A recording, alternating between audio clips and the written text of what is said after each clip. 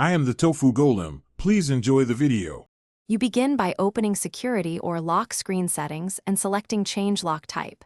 Explain that you need your current credential to verify identity. Once done, choose the new method, PIN, password, pattern, or biometric, and tap it to start configuration. You do this now because phones require confirmation to prevent unauthorized changes, so enter your existing PIN or use your fingerprint. Make sure to pick a method that balances speed and safety based on how you use your device. You now enter the new credential exactly as prompted. Type the new PIN or password, then confirm it by entering it again, because matching ensures you won't lock yourself out.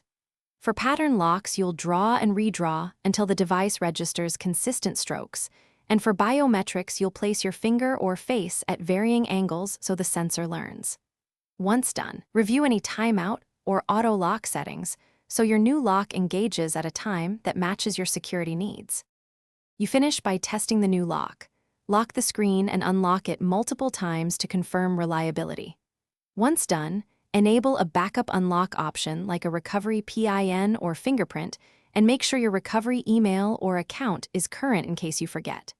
If something goes wrong and you can't access the device, try account-based recovery first. If that fails, a factory reset will restore access but erase data, so use that only as a last resort and backup first whenever possible. Thanks for watching. Consider subscribing if we helped you today.